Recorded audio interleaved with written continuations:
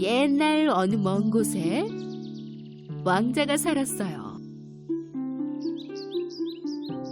그는 결혼할 나이가 되었지만 어디에서도 공주를 찾을 수가 없었지요. 공주를 찾으려고 그는 전 세계를 여행했어요. 가까운 나라의 공주들은 모두 그를 만나기 위해 왕의 성으로 왔답니다. 왕자는 진짜 공주를 선택하고 싶어서 많이 고민했어요. 그의 아버지인 왕도 그의 아들이 진짜 공주와 결혼했으면 싶었지요. 수년이 흐른 뒤 그는 공주에 대한 희망을 잃어버렸어요. 왕자는 계속 슬프고 절망스러워하며 살았고 왕과 왕비 역시 이런 아들의 상황에 슬퍼할 수밖에 없었어요. 슬픈 생각에 잠긴 어느 날 밤 폭풍이 불어닥쳤어요. 비가 쏟아붓고 번개가 치고 천둥 소리가 온 성에 메아리 쳤지요.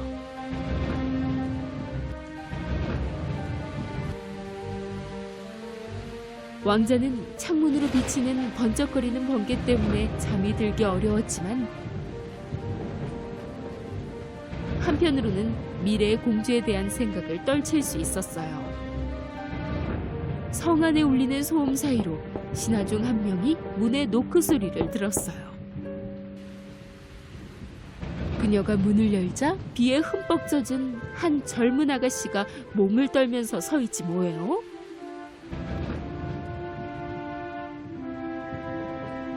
그 가난해 보이는 젊은 아가씨는 매우 아름답고 기품 있어 보였지만 무척 망설이며 말을 꺼냈어요. 죄송하지만 안에 좀 들어가도 될까요? 숲에서 길을 잃었어요. 신하는 안타까워하며 왕과 왕비에게 달려가 이 소식을 전했어요. 이런 날씨에 이렇게 깊은 밤에 찾아온 손님을 거절할 수야 없지. 안으로 들이게.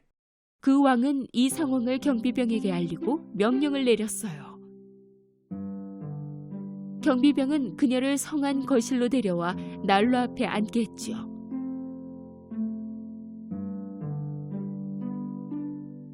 비에 젖은 소녀의 옷을 보고는 여왕이 신하에게 아가씨에게 입힐 만한 옷을 가져오라고 명령했어요. 그리고는 아가씨에게 이렇게 물었죠. 이렇게 늦은 밤에, 그것도 이 날씨에 뭘 찾고 있었나요? 저는 먼 나라의 공주입니다. 저희 성은 적군에게 공격당했는데 저를 보호하려고 어머님과 아버님이 군인들과 함께 저를 몰래 멀리 보내셨어요. 하지만 군인들을 잃어버리고 저만 혼자 이 성을 발견했답니다. 왕비님께 감사드려요. 그 여왕은 믿기 어려웠지만 그녀를 성에서 내보낼 수도 없었어요.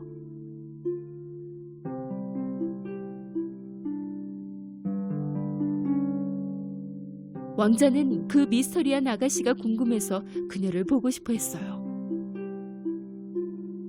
마침 그때 그녀는 왕비가 준 드레스를 입으려고 했죠. 머리가 다 말랐고 기분도 훨씬 나아졌어요. 아가씨는 훨씬 더 아름답고 우아해 보였어요. 방으로 들어간 왕자는 그녀의 아름다움에 반했고 그녀의 존재 자체에 매료되어 버렸어요.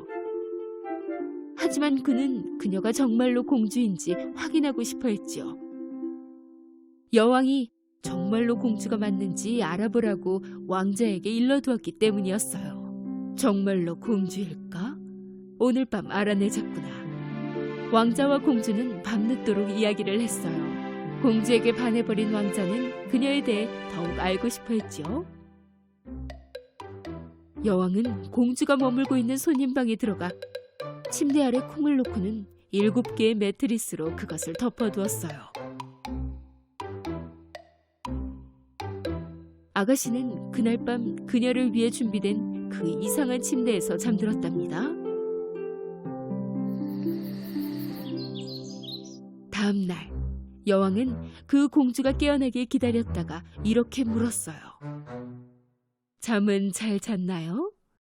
왕비님이 마련해 주신 곳은 너무 좋았지만 잠은 잘 자지 못했어요. 그래요? 이유가 뭔지 물어봐도 될까요?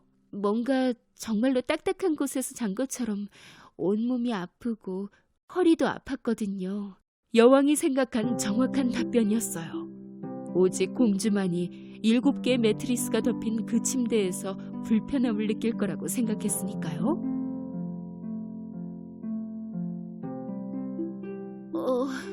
그녀는 왕자에게 가서 일어난 모든 일을 이야기했고, 이것을 들은 왕자는 마침내 진짜 공주를 발견했음을 깨닫고 행복함을 감출 수가 없었어요. 그는 왕에게 공주와 결혼하고 싶다고 말했고, 왕은 공주와 결혼하는 것을 허락했어요. 왕자는 그녀의 왕국에서 전쟁이 끝날 때까지 조금 더 성에서 머무는 게 어떻겠냐고 말했어요. 사실 그는 그녀의 왕국을 구하려고 군대도 보내주었답니다. 얼마 뒤 왕자는 공주에게 프로포즈를 했어요. 나와 결혼해주겠어, 공주? 프로포즈를 받은 후부터 그들은 아주 행복하게 살았어요.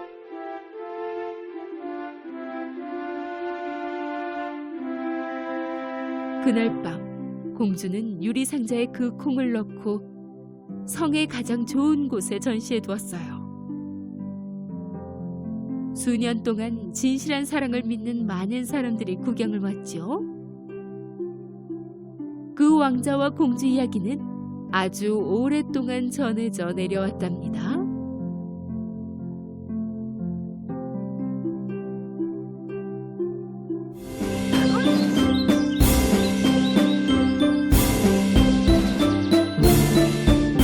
옛날 옛적 아주 먼 곳에 놀랍도록 아름다운 신데렐라가 살았어요.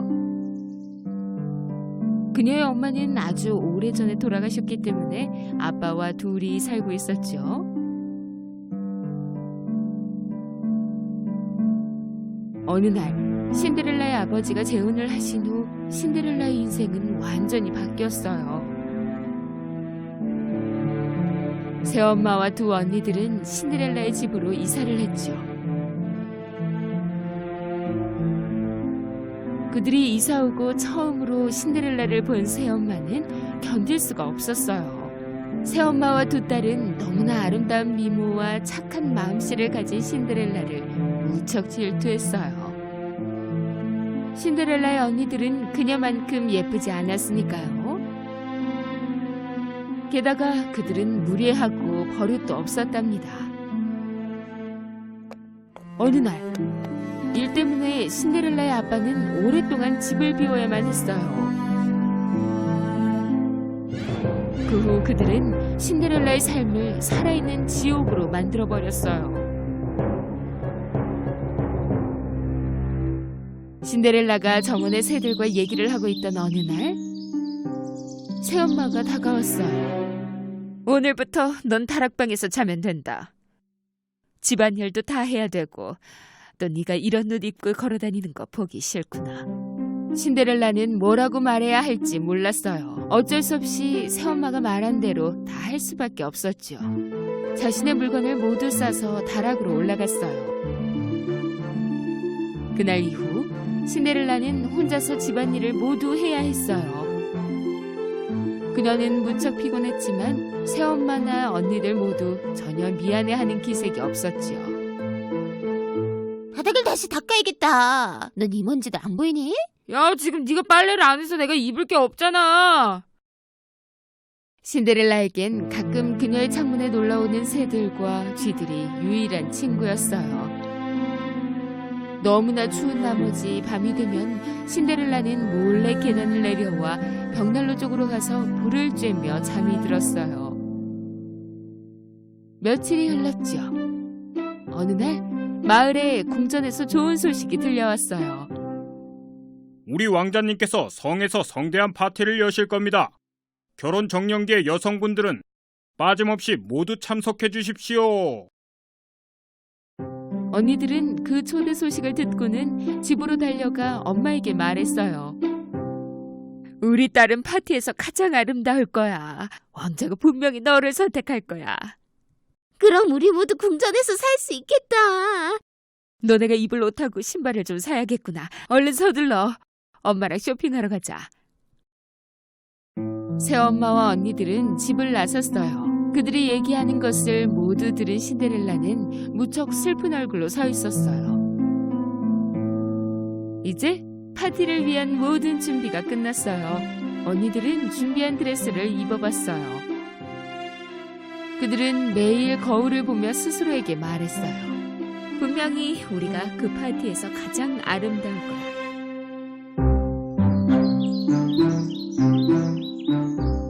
마침내 그날이 다가왔어요. 언니들은 아침 일찍 잠에서 깨어 신데렐라를 불렀어요. 신데렐라, 어서 빨리 나와봐. 야, 너 어디 있었냐? 우리 목욕하게 빨리 준비 좀 해줘. 하루 종일 신데렐라는 언니들의 준비를 도왔어요. 야, 살살 빗어. 너 머리 지금 다 뽑으려고 그러는 거야? 저녁이 되어서야 그들은 파티를 위한 모든 준비를 마칠 수가 있었어요. 우리 딸들 정말 아름답구나. 진짜로 예뻐. 신데렐라는 어렵게 용기를 내어 새엄마에게 말했어요. 저도 파티에 갈 수 있을까요? 누구? 너? 네, 분명히 모든 아가씨들은 다 올 수 있다고 했어요. 이게 네가 입고 갈 파티용 드레스니? 예, 왕자님은 아내를 찾는 거지 하늘을 찾는 게 아니라고. 얘들아 서둘러라. 파티에 늦겠어. 알았지? 그리고 너는 잠들기 전에 집안일 모두 끝내는 거 잊지 말고. 새엄마와 언니들은 성으로 출발했어요. 그리고 집에 혼자 남은 신데렐라는 울기 시작했죠.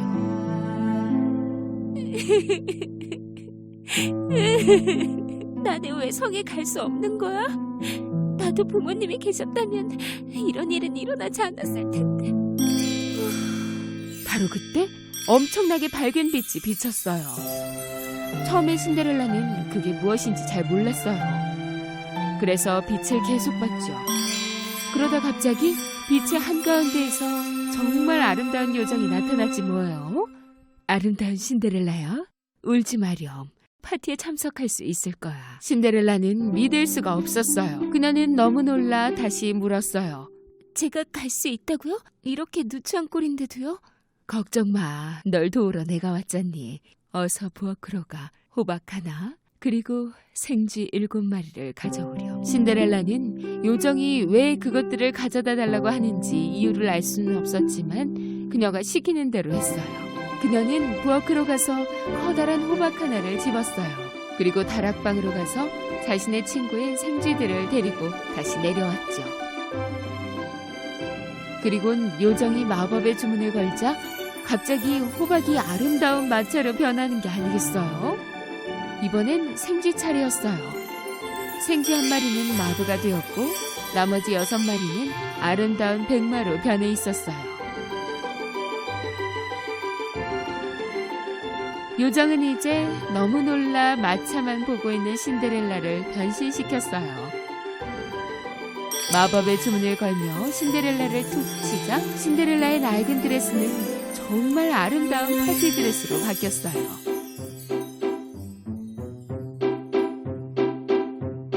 슬리퍼를 신고 있던 그녀의 발은 아름다운 유리구두를 신고 있었죠. 정말 공주가 된 것 같아요. 이제 파티에 갈 시간이 된 것 같구나. 하지만 잊지 말거라. 밤 12시가 되기 전에 집에 와야 해. 그러지 않으면 다시 제 모습으로 돌아올 거야. 신데렐라는 요정의 말을 명심했어요. 그리고는 마차에 올라탔어요. 그렇게 신데렐라가 탄 마차는 성으로 출발했죠. 너무나 멋진 그녀의 마차는 성 앞에 멈췄어요. 신데렐라가 파티장의 문을 열고 들어서는 순간 모든 사람들의 시선은 그녀를 향했어요.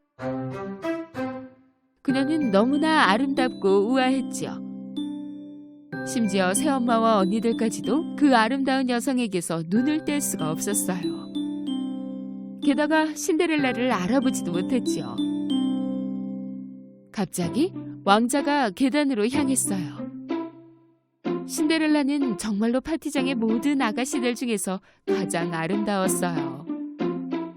왕자는 이 아름다운 아가씨에게 첫눈에 반해버렸지요. 모든 사람들이 놀란 토끼 눈으로 보고 있었지만 왕자는 계단을 내려가 천천히 그녀에게 다가갔어요. 언니들은 왕자가 자신들에게 걸어오는 줄 알고 무척 흥분했어요. 어떻게 나한테 오고 있어? 아니야, 나한테 오는 거야. 하지만 왕자는 그들을 지나쳐 신데렐라 앞에서 멈춰섰어요.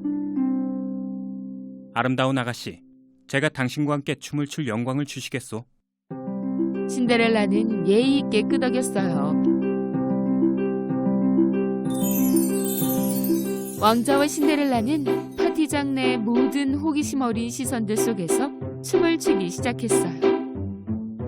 신데렐라는 왕자와 함께 추는 춤과 황홀한 음악에 빠져 마치 그 파티장에 왕자와 그녀 이렇게 단 둘뿐인 것처럼 느꼈어요. 그들은 계속해서 춤을 췄어요.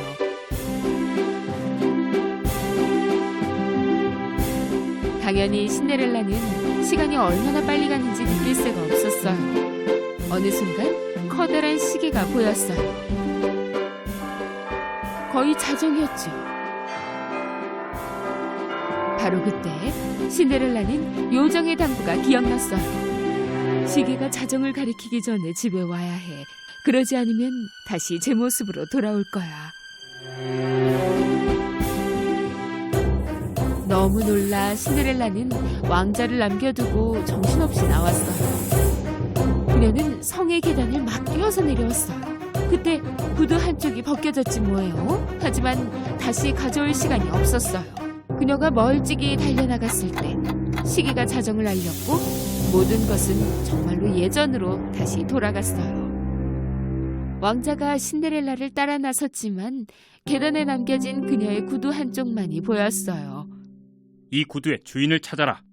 왕국의 모든 여성들을 다 확인해서라도 반드시 찾아내야 한다. 신데렐라는 숨 쉴 새도 없이 집으로 돌아와서 다락방으로 곧장 들어갔어요. 그녀는 왕자와 있었던 일들을 계속 생각하기 시작했어요. 이제 어떤 기회도 남아있지 않다는 걸 알면서도 사랑에 빠졌어요. 왕자가 그녀를 찾는 건 어림없는 일이었어요. 만약 찾는다고 해도 그녀를 알아볼 수는 없었죠. 왕자의 부하들은 왕국의 집집마다 모두 돌며 구두의 주인 아가씨를 찾아다녔어요.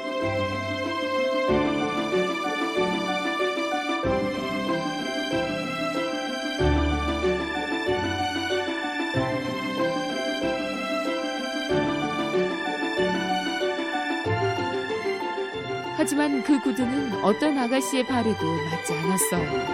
마침내 그 부하들은 신데렐라의 집으로 왔어요. 신데렐라는 집 앞에서 왕의 마차를 보자 무척 행복했어요. 그녀가 방에서 나가려 하자 새엄마가 문에 나타났어요. 너 지금 어디로 가는 거니? 설마 저 구두를 신어보기라도 하려고? 새엄마는 크게 비웃으며 다락방의 문을 잠갔어요. 안 돼요. 제발 문을 열어주세요. 부탁이에요. 한심도 하다. 왕자님과 너는 달라도 너무나 달라. 부하들은 먼저 빼빼 마른 큰언니에게 구두를 신겼어요. 하지만 그녀의 발엔 너무 작았어요. 이것 봐요. 제 발에 아주 딱 맞죠? 그 다음 통통한 작은 언니가 구두를 신어보려 했지만 그녀의 통통한 발은 신발에 맞지 않았어요. 아마 여기 반대쪽 발은 맞을 거예요. 그들이 아무리 애를 써도 신발은 맞지 않았어요. 마지막으로 신데렐라의 차례인 것이 창문으로 보였지만 너무 높게만 느껴졌어요. 그래서 그녀는 울기 시작했지요.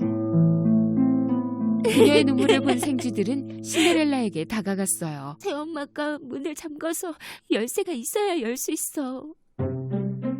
생쥐 한 마리가 문 밑으로 미끄러져 계단을 내려갔어요. 새엄마는 왕자의 부하들과 함께 문에 있었죠.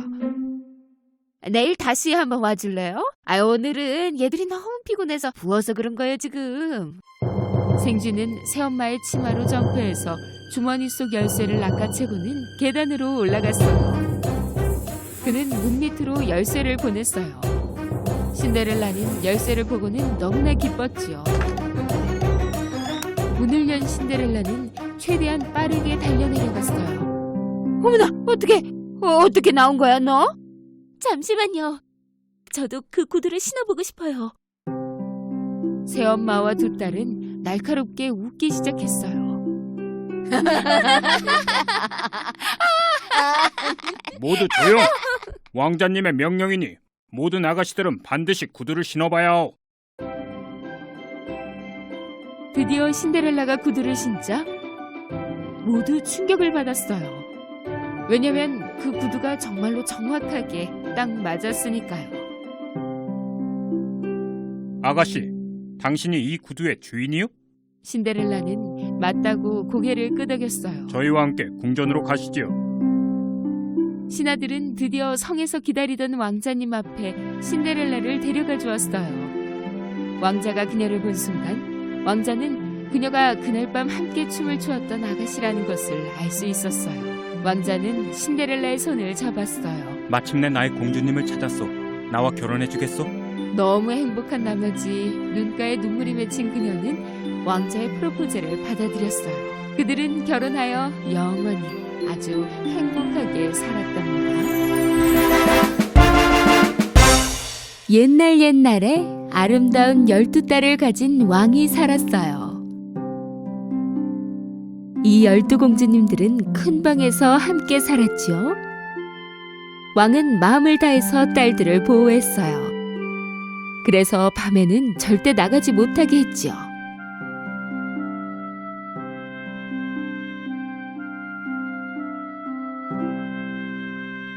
하지만 매일 아침 이상한 일이 일어났어요. 마치 밤새 춤을 춘 것처럼 공주들의 신발이 모두 낡아 있는 게 아니겠어요? 왕은 딸들에게 매일같이 새 신발을 사주어야 했지요. 하지만 다음 날이 되면 어김없이 낡아 있었어요. 왕과 신하들 모두 신발에 감춰진 미스테리를 풀 방법이 없었답니다. 이게 어찌된 일이냐? 도대체 하루 만에 신발이 어떻게 낡아버릴 수 있냔 말이야? 전하, 저희도 알 길이 없나이다. 왕이 말했어요. 누구든 이 미스터리를 해결하는 자가 있다면 그가 원하는 딸과 결혼을 시키고 내가 죽거든 양자로 삼아 왕위를 이어받게 할 것이다. 하지만 단 3일 안에 해결해야 한다. 그렇지 않으면 감옥에서 썩게 될 것이야. 왕국의 많은 젊은이들과 심지어 다른 왕국의 왕자들까지도 이를 위해 성으로 오게 되었어요. 며칠 동안 그들은 12공주들의 방문 앞을 지켰지만 시간이 흘러도 그 미스테리를 푸는 사람은 없었어요. 그리고 신발은 계속해서 밤마다 낡아버렸죠. 마침내 마음씨 좋은 한 청년도 시도해보고 싶었어요. 그래서 그는 성으로 향했죠. 가는 길에 그는 매우 가난해 보이는 늙은 여인을 만났어요. 저기 청년, 내가 너무 배고픈데 빵 한 조각만 줄래요? 그 청년은 가방에서 가진 음식을 모조리 꺼내어 노인에게 주었지요. 다른 청년들은 아무것도 주지 않고 지나가 버렸기 때문에 노인은 무척 행복해했어요. 그 노인은 이 청년이 뭔가 다르다고 생각했죠. 그녀는 고마워하며 마법의 망토를 주었어요. 모습을 감추고 싶을 때 이 마법의 망토를 입으세요. 밤 12시에 이 망토를 입고 공주들의 방으로 들어가도록 해요. 그래야 그 신발의 미스테리를 풀 수 있을 테니. 하지만 명심해요. 그 못된 공주들이 주는 것은 마시지 말아요. 그 청년은 마법의 망토를 가지고 성으로 갔어요. 성에 도착한 그는 자신이 신발에 감춰진 미스테리를 풀 수 있다고 말했죠. 첫째 날, 그가 공주들의 방문 앞을 지키고 있을 때 첫째 공주는 레모네이드 한 잔을 가지고 나왔어요. 목이 마르실 테지요. 레모네이드 좀 준비했어요. 드셔보세요. 그 청년은 노파의 경고를 깜빡하고 그것을 마시고 말았어요. 그러자 곧 그는 잠들었어요. 그는 공주들이 준비한 방에서 밤새도록 코를 골며 잠을 잤답니다.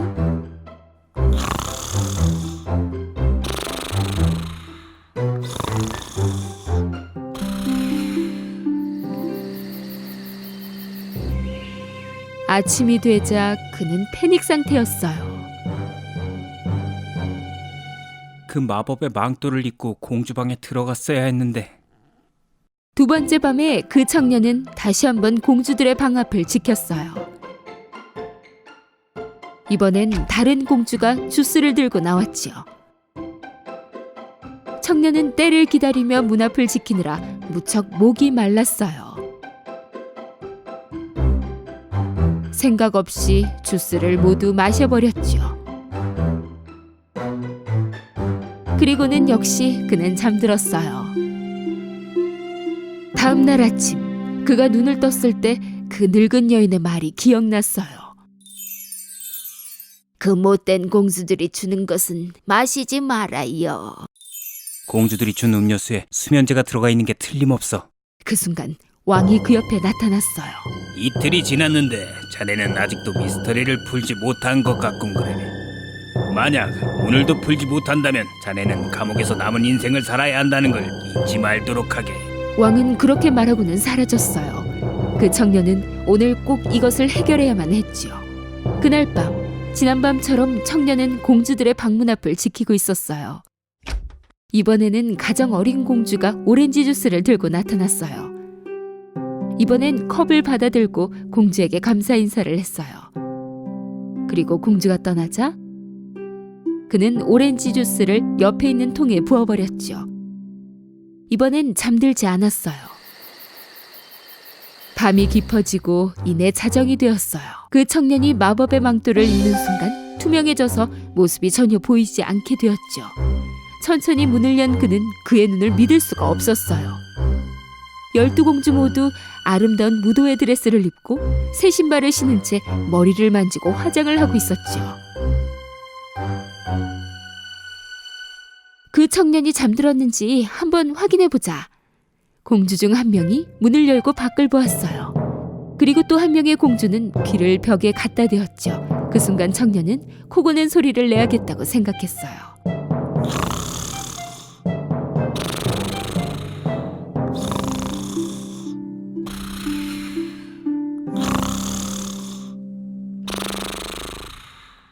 첫째 공주가 침대를 옆으로 밀었어요. 그리고는 3번 박수를 쳤지요.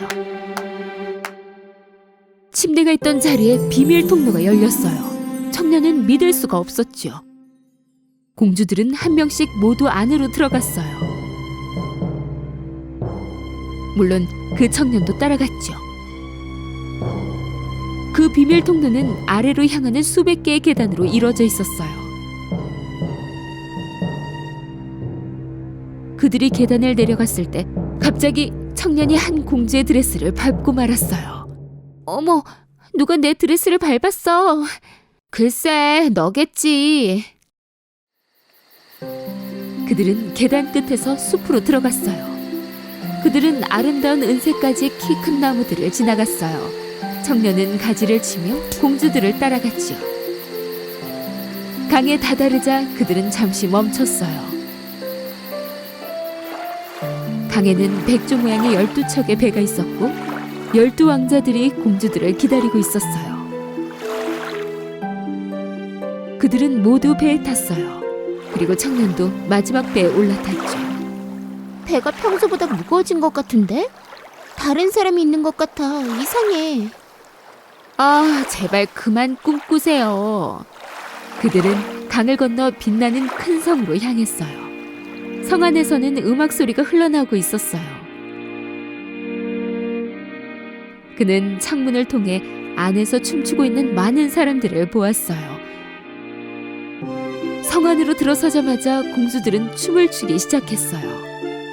그들은 지친 기색 없이 계속해서 춤을 췄어요. 물론 그들의 신발은 낡고 있었죠. 청년은 더 이상 배고픔을 참을 수가 없었어요. 그래서 테이블 위에서 케이크 한 조각을 가져와 먹기 시작했죠. 막내 공주가 이것을 보고야 말았어요. 내 케이크 공중에 떠 있어. 투명 인간이 먹고 있는 것 같아. 말도 안 되는 소리 좀 하지 마. 그 청년은 아무도 모르게 테이블에서 금색의 컵을 가져갔어요. 공주들은 아침까지 춤을 추었죠. 공주들은 배를 타고 강을 건넜어요. 숲을 지나 아주 길게 이어진 계단을 올랐지요. 마침내 그들은 성으로 다시 돌아왔어요. 하지만 그들의 신발은 다시 모조리 낡아 있었죠. 청년은 신발이 낡아지는 그 미스테리를 풀고는 무척 행복했어요.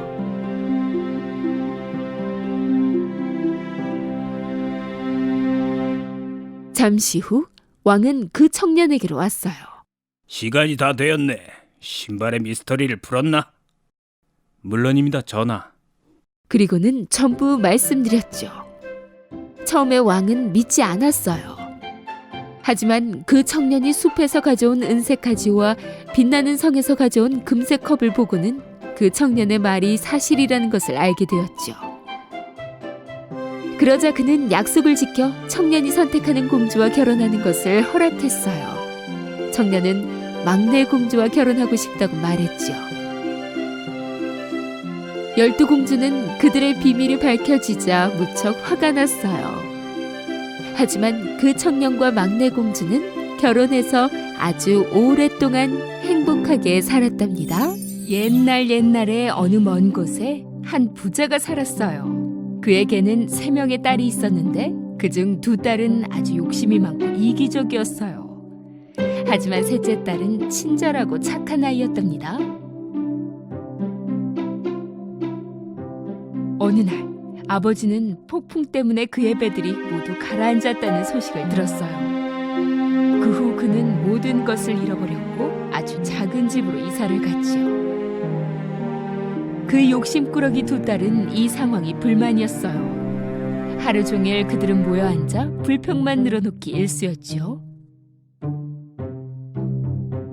모든 집안일은 셋째 몫이었답니다. 얼마 뒤 아버지는 잃어버린 배 중 한 척이 항구에 있다는 소식을 들었어요.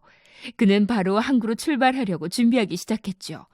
항구로 떠나기 전 그의 딸들에게 물었어요. 얘들아, 뭐 필요한 거 없니?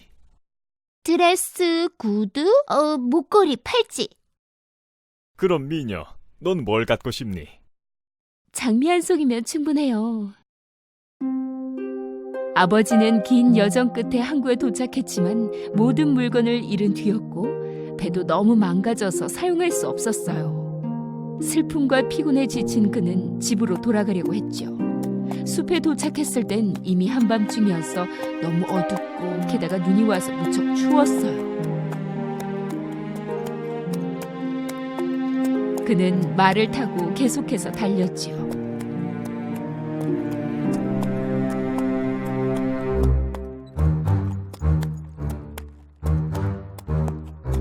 그러자 마침내 불이 켜진 성을 발견했어요.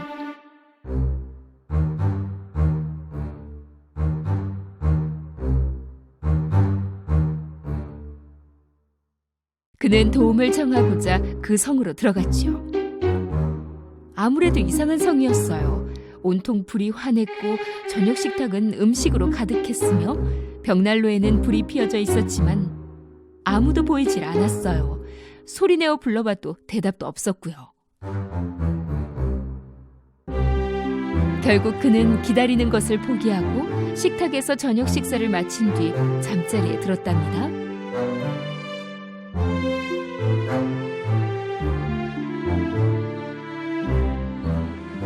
아침이 되어 잠에서 깨어난 그는 침대 옆에 놓인 새 옷을 발견했어요.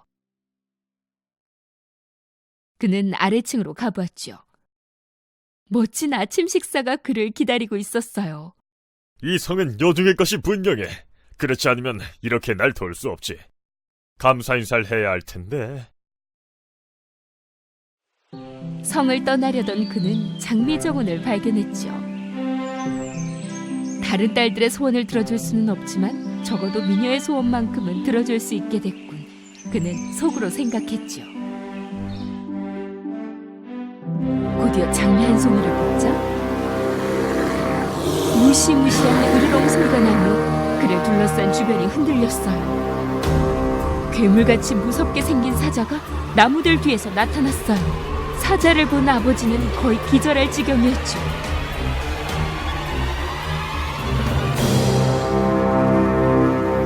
네 목숨을 구해줬고 너를 먹여주었고 새 옷도 줬더니 네가 내 장미를 훔쳐가? 이것이 네가 갚는 은혜냐? 아버지는 그에게 무릎을 꿇고 빌었어요. 딸이 장미를 갖고 싶어 해서 가져다 주고 싶었을 뿐이라고요. 그런다고 벌을 피할 것 같으니 제발 용서해 주세요. 그렇다면 조건이 있다. 네 딸에게 가서 얘기해라. 그들 중 누구라도 나와 함께 살아준다면 네 목숨을 살려주겠다. 그는 슬퍼하며 말을 타고 집에 돌아왔어요. 집에 돌아온 그는 두 욕심꾸러기 딸에게 이 무시무시한 이야기를 해주었지만 누구도 야수의 프로포즈를 받아들이지 않았어요. 하지만 미녀는 달랐어요. 아버지, 허락해 주신다면 제가 가도록 할게요. 두 딸은 이 모든 일이 셋째 미녀의 잘못으로 벌어진 일이라고 생각했기 때문에 미녀의 생각에 바로 찬성했지요. 슬픔과 절망으로 가득 찬 아버지는 성으로 미녀를 데려갔어요.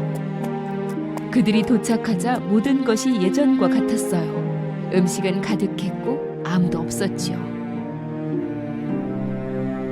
그들이 앉아서 먹기 시작하자 그 야수가 나타났어요. 미녀는 두려움에 몸을 떨기 시작했어요.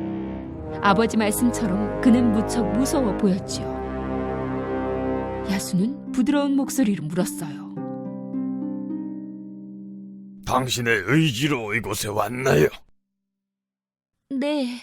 그렇다면 내일 아침 아버님은 댁으로 돌아가시고 다시는 오시지 않을 겁니다. 아침이 오고 잠에서 깬 미녀는 그녀의 아버지가 가셨다는 것을 알았어요. 그리곤 그녀를 기다리는 맛있는 아침 식사를 발견했죠.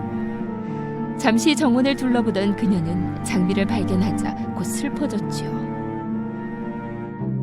그녀는 성 안을 둘러보다가 장미로 가득 찬 방을 발견하고 놀라워했어요.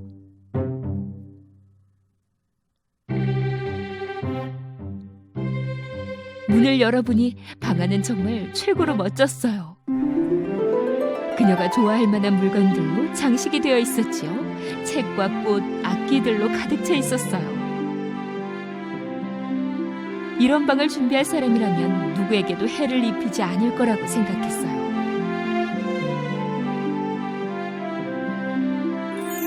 그녀는 책 한 권을 집어들었죠. 책에는 금으로 이렇게 쓰여 있었어요. 나의 여왕님이시여, 당신의 소원을 들어드릴게요.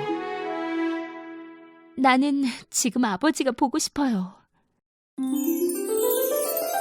미녀가 이렇게 말하자 방 한쪽에 있던 거울 속에 아버지의 모습이 보였어요. 미녀는 무척 놀랐답니다. 아버지를 보자 그녀는 다시 행복해졌어요. 그날 밤 야수가 나타났어요. 당신을 계속 보게 해주시겠소? 여긴 당신의 공간인데 왜 물으시는 거죠? 아니, 지금은 당신의 것이요. 당신이 원하면 난 바로 떠나주겠소. 미녀는 그의 대답에 무척 놀랐어요. 한 가지 묻고 싶은 게 있다오. 내가 정말로 못생겼나요? 처음에 그녀는 뭐라고 말해야 할지 몰랐어요. 그러나 곧 야수를 향해 고개를 돌리고 그렇다고 끄덕였지요. 나와 결혼해줄 수 있어? 이번엔 미녀가 단호하게 대답했어요. 아니요. 야수는 뒤돌아 슬퍼하며 미녀를 남겨두고 나갔어요. 야수는 매일 저녁 미녀를 찾아갔고 그녀에게 무척 친절하게 대했어요. 시간이 지나면서 미녀는 점점 야수를 편하게 느끼기 시작했어요. 그가 너무 못생기지만 않았다면. 몇 달이 흐른 뒤 미녀는 더 이상 야수가 무섭지 않았어요. 심지어 그녀는 야수를 좋아하게 되었답니다. 그런데 어느 날 그녀는 거울을 통해 아버지가 편찮으신 걸 알게 됐어요. 그녀는 바로 야수에게 찾아가 집에 가서 편찮으신 아버지를 돌봐드리고 싶다고 말했어요. 당연히 가셔도 됩니다. 하지만 돌아오지 않는다면 전 슬퍼서 죽게 될 거예요. 일주일 후에 돌아올게요. 약속해요. 야수는 미녀에게 반지를 주었어요. 밤이 되자 그녀는 그 반지를 탁자에 두고 곧 돌아올 성에서 잠들었어요. 다음날 아침 그녀는 아버지의 집에 있는 자신의 침대에서 잠이 깼어요. 그녀는 곧장 아버지께 달려갔죠. 그녀를 본 아버지는 무척 행복해했고 몸도 좋아지는 것 같았어요. 오후가 되자 최근에 결혼한 두 언니들이 아버지 댁을 방문했어요. 집에 온 미녀를 발견한 그들은 부러워서 화가 난 나머지 미녀를 속이기로 결심했답니다. 미녀를 일주일만 더 있게 만들자. 그럼 야수가 찾아와 미녀를 죽이겠지? 두 언니는 미녀 옆으로 다가와 떨어져 지내고 싶지 않다고 울면서 말했어요. 그러자 미녀는 일주일만 더 머물겠다고 약속했답니다.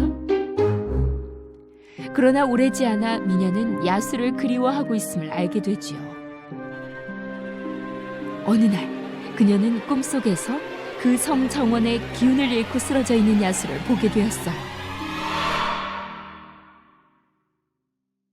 내 행동은 너무 모질고 이기적이야. 그녀는 즉시 그녀의 반지를 빼서 침대 옆 탁자에 두었어요. 아침이 되자 그녀는 야수의 성에서 깨어났지요. 그녀는 야수를 하루 종일 기다렸어요. 야수는 어디에도 없었고 그녀는 계속 기다리고 또 기다렸죠.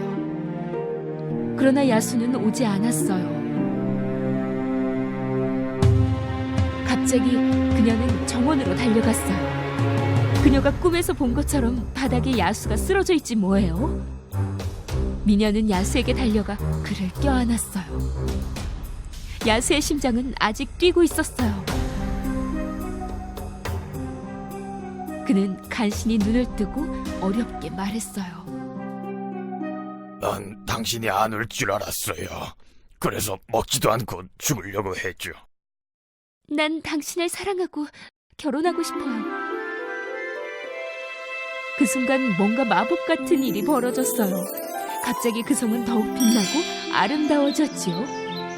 미녀는 어안이 벙벙하여 주변을 둘러보곤 다시 야수를 보았어요. 그러자 못생긴 야수가 누워있던 자리에 젊고 잘생긴 왕자가 있었어요. 그녀는 울면서 말했어요.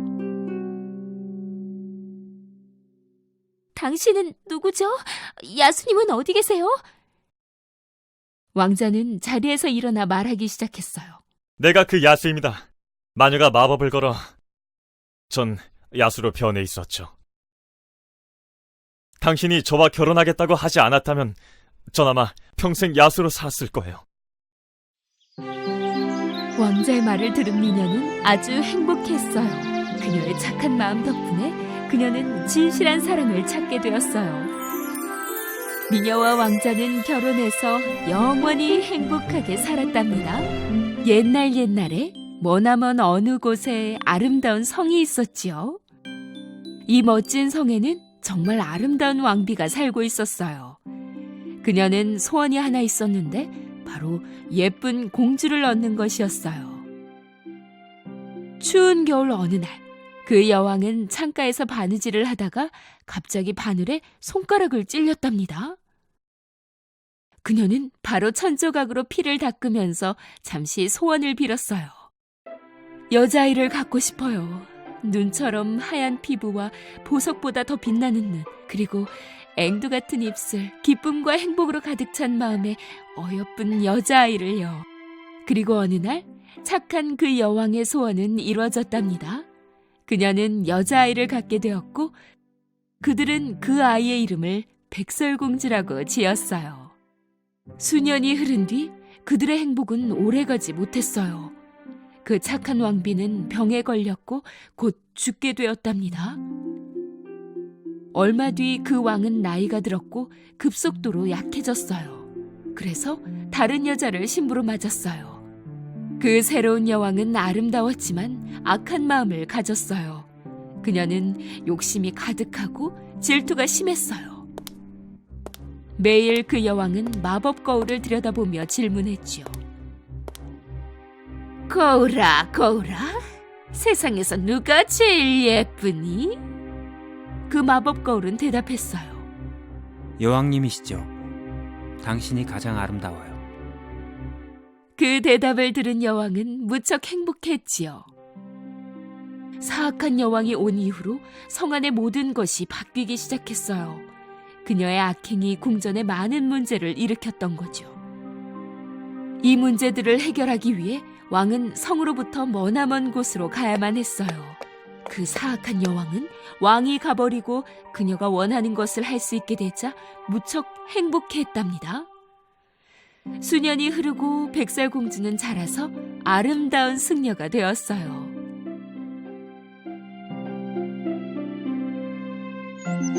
멀지 않은 곳에서 한 왕자가 갑자기 물을 마시려고 서 있던 강위에 비친 백설공주의 모습을 보았어요. 그는 곧바로 주위를 둘러보았지만 그의 머리 위에 새들만 눈일 뿐 아무도 없었어요. 어느 날 그 여왕은 마법 거울 앞에 다시 섰어요. 거울아, 거울아, 세상에서 누가 제일 예쁘니? 거울이 대답했지요. 미안하지만 여왕님이 아니에요. 백설공주가 가장 예쁘답니다. 여왕은 마법 거울의 대답을 듣고 무척 분노했어요. 그녀는 바로 사냥꾼을 불러 무시무시한 명령을 내렸지요. 백설공주를 숲으로 데려가서 그 아이의 심장을 내게 가져와.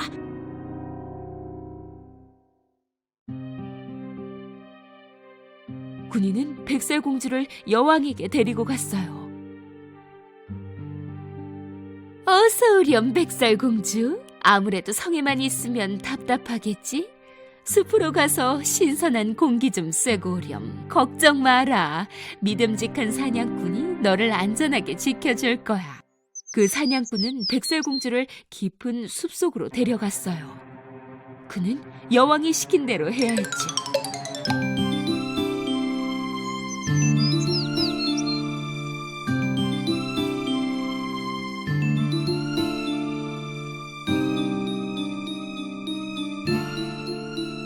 하지만 그 사냥꾼은 순수하고 아름다운 마음씨를 가진 백설공주를 다치게 할 수는 없었어요. 그는 그녀에게 다시는 궁전에 얼씬도 말라고 경고했답니다. 해가 지자 그는 그녀를 숲속에 남겨두고 성으로 돌아갔어요. 백설공주는 어두운 숲속에 혼자 남겨져 무서웠어요.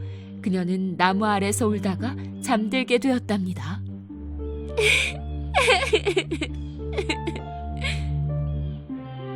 아침이 되자 백설공주는 새들의 지저귀는 소리에 잠을 깼어요. 아주 작은 동물들이 그녀를 둘러싸고 있었지요. 이 동물들은 그녀가 누구인지 알았기 때문에 그녀를 사랑했답니다. 그들은 백설공주에게 길도 가르쳐 주었어요. 그들은 그들만큼 작고 귀여운 집으로 그녀를 데리고 갔어요. 백설공주는 조금 망설이며 그 안으로 들어갔어요. 집안 물건들은 모두 너무 작고 온통 더러웠어요. 백설공주는 누구의 집인지 알 수 없었지만 마땅히 갈 곳이 없었기 때문에 청소라도 돕기로 했죠.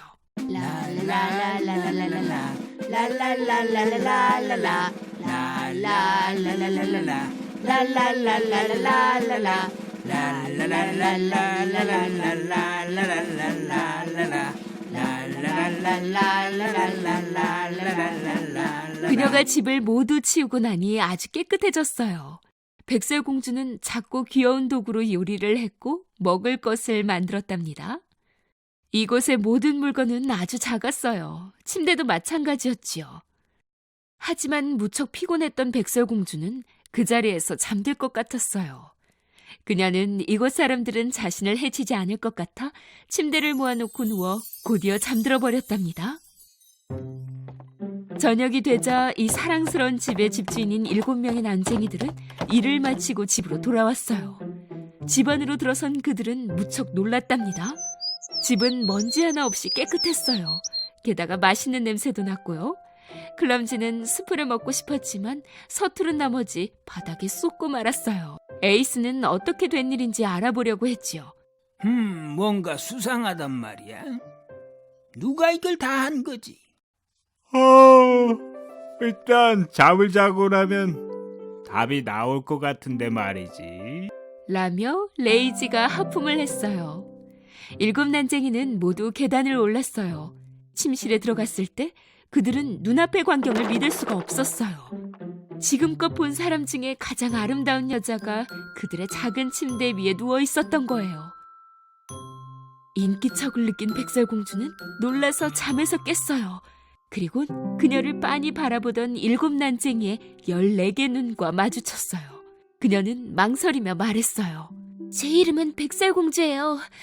불쾌했다면 정말 미안해요. 피해를 줄 생각은 없었어요. 그런 것 같군요. 그러니 우리를 위해 청소도 하고 요리도 했겠죠. 에이스가 대답했어요. 그리고 소개하기 시작했지요. 우리는 7 난장이. 얘는 졸리, 앵그리, 클럼지, 슬럼피, 레드. 나는 에이스. 그리고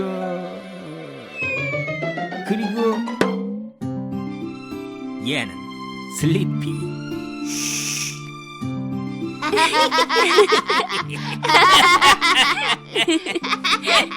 백설공주는 7명의 재미있는 친구들을 사귀게 되어 무척 행복했답니다. 백설공주는 그동안 있었던 일들을 얘기해 주었어요. 7 난쟁이는 그 이야기를 듣고 무척 슬퍼했지요. 그들은 그녀에게 함께 살자고 말해 주었어요. 7 난쟁이와 함께 살게 된 백설공주는 그들을 항상 도와주었지요. 그들은 함께 행복하고 평화로운 나날을 보냈답니다. 그러나 그들의 행복은 오래가지 않았어요. 하루는 여왕이 마법 거울에게 또 같은 질문을 하였어요. 거울아, 거울아, 세상에서 누가 제일 예쁘니? 그 거울의 대답은 같았어요. 미안하지만 여왕님이 아니에요. 백설공주가 가장 예쁘답니다. 그 여왕은 백설공주가 이미 죽었다고 생각했어요. 그러나 곧 그녀는 그 사냥꾼이 가져다 준 심장이 사슴의 심장이라는 것을 깨달았죠. 여왕은 자신이 직접 백설공주를 처리해야겠다고 생각했어요. 7 난쟁이의 집에 즐거운 아침이 시작되었어요. 백설공주는 일하러 가는 7 난쟁이의 뺨에 키스하며 배웅을 해줬지요. 말한 걸 잊지 마세요. 우리가 집에 없을 때 낯선 사람이 노크를 하면 대답하지 마세요. 그럼요, 에이스. 하지만 늦지 마세요. 알았죠? 백설공주가 저녁 식사를 준비하는데 노크 소리가 들렸어요. 그녀는 난쟁이들이 올 시간이 아니라고 생각했지요. 누구세요? 에이스, 당신이에요? 문 밖에서 늙은 여자가 말했지요. 해치지 않아요. 문을 열어줘요. 백설공주가 구멍을 통해 보니 문 밖에는 불쌍해 보이는 한 늙은 여자가 서 있었어요. 나쁜 사람 같지 않아서 곧 문을 열어주었지요. 너무나 아름다운 아가씨군요. 나는 지나가던 늙은이에요. 수프 한 그릇만 주면 내 영원히 은혜를 잊지 않으리다. 백설공주는 그녀에게 안으로 들어오라고 하며 수프 한 그릇을 주었어요.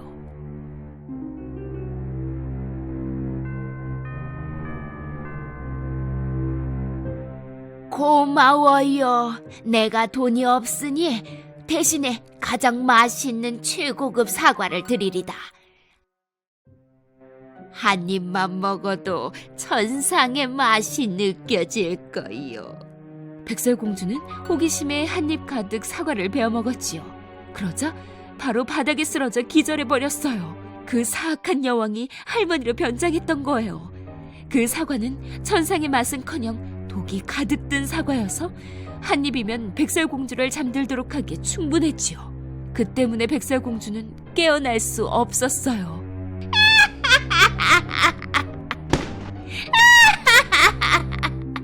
집으로 돌아온 일곱 난쟁이는 백설공주가 바닥에 누워있는 것을 발견했어요. 에이스는 한입 베어진 사과를 발견했지요. 이 사과는 독이 든 게 틀림없어. 그 여왕의 짓이야. 백설공주는 잠들어 있는 모습도 아름다웠답니다. 난쟁이들은 그들의 소중한 보물로 만든 유리관에 그녀를 뉘었어요. 그리곤 숲의 모든 친구들이 그녀를 볼 수 있도록 언덕 꼭대기에 두었지요. 하루는 왕자가 백설공주가 잠든 숲으로 갔어요. 백설공주의 친구들은 그를 백설공주가 잠든 유리관으로 안내해 주었지요. 그 왕자는 믿을 수가 없었어요. 바로 그가 예전에 봤던 강물에 비친 그 아름다운 공주였지요. 꿈속에서도 봤던 그녀가 바로 그의 눈앞에 누워 있었던 거예요. 그는 유리관을 열고 백설공주에게 키스했지요. 그러자 그 순간 백설공주와 왕자의 꿈이 현실이 되었어요. 그들의 사랑이 저주를 풀고 마침내 그녀를 깨어나게 하였답니다. 그때 마침 백설공주에게 일어난 모든 일을 알게 된 왕이 마법 거울을 깨부수고 그 사악한 여왕을 궁전에서 가장 멀리 떨어진 곳으로 보내버렸어요. 마침내 백설공주는 궁전으로 돌아와 아빠와 다시 만날 수 있게 되었어요. 백설공주와 그 왕자는 멋진 결혼식을 올렸어요. 왕과 백설공주, 왕자, 그리고 일곱 난쟁이들은 모두 함께 영원히 행복하게 살았답니다.